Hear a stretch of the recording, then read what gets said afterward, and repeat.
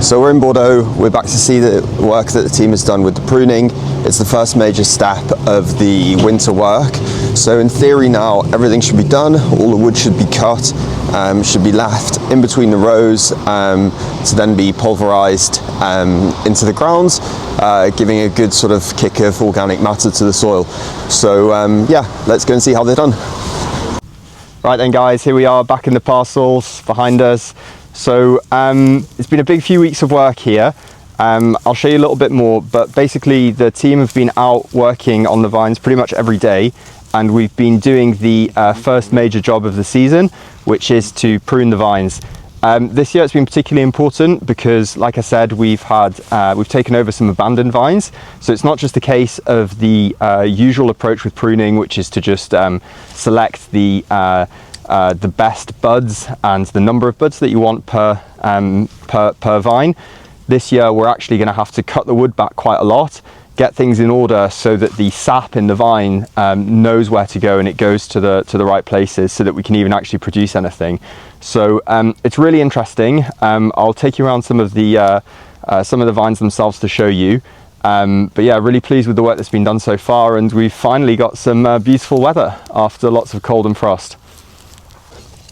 Right then guys, so I'll show you what we've done here. So this is kind of like the perfect example of how we've pruned the vine this year. And you can even see here, look, that droplet there, that's the sap coming back up through the vine and going through the woods that we've chosen to carry the fruit for this year. So that's a really, really good sign. We've got some good vigor going on. So basically, usually what we have in France is what's called, or in Bordeaux, is the double guillot. So where we have the fruiting canes shooting from either side, and usually they're much longer than this, so they might come out to here and there, and we'd have 4 buds in a row so that they all grow vertically here, and we can get some really good treatments and spraying done on them throughout the season. What we've had to do this year to bring a lot of the wood back closer to the middle of the vine, because they were abandoned last year, what we've had to do is go with 2 little spurs on each side, or coursants as they're called. What this means, it basically has 2 effects. One is desirable, one less so, but we kind of have to live with. The first one is you have less wood, so the vine doesn't grow outwardly as much, and it means we can start from a much stronger base next year, and it's easier for the sap to get into the buds to help them shoot and grow this year. But the other thing is that on each of these little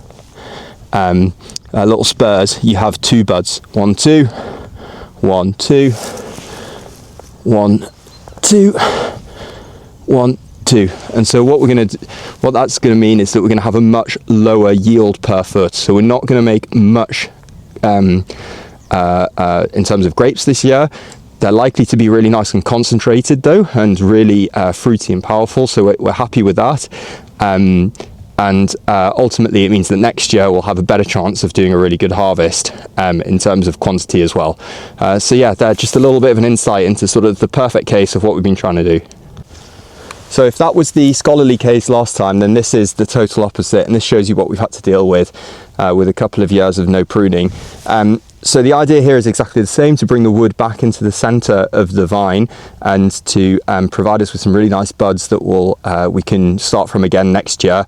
But what we have here is a vine that's grown absolutely all over the place. So you see on one side it's growing out wide, then on the other side it's grown out even further just over the past 2 years. So on this side here, remember we wanted to leave 2 spurs on each side with the buds. On this side here, we've basically only been able to get 1 spur, which was the only cane from last year. On top of that, it's got this Nike tick shape, which is really bad. The sap finds it hard to get round there and get into the buds, but it's the only one that was there, so we need to leave it. The other one seemed to be here, but it was pointing out into the row and just get smashed by the tractor straight away. So we've left this on this side, so we'll hope to bring this back next year, get a better positioned one, but you know, no guarantees. Then on this side we've had this wild growth all the way out here, and what that means is that we can't just cut this back here. If we cut this all the way back here, then the left side of this would be dead and there'd be no growth, and we wouldn't get any grapes from it. Where we had to go to look for the buds, because you can only use the buds of last year, to grow the fruit of next year, is all the way to the end here. And so that's our other spur at this end, on this smooth bit of wood here rather than the cracked bits here. Again, this isn't ideal. You'd rather have the sap not having to travel too far. It's having to go around all of these corners, travel down here, go past these old buds. You know, all of these kind of joints here are like turns in the road. It's hard for the sap to get there all the way out to this end. So not ideal. What we'll look to do in April is when the vine starts growing all the green foliage, is seeing if, you know, somewhere around here we have a random shoot that comes off.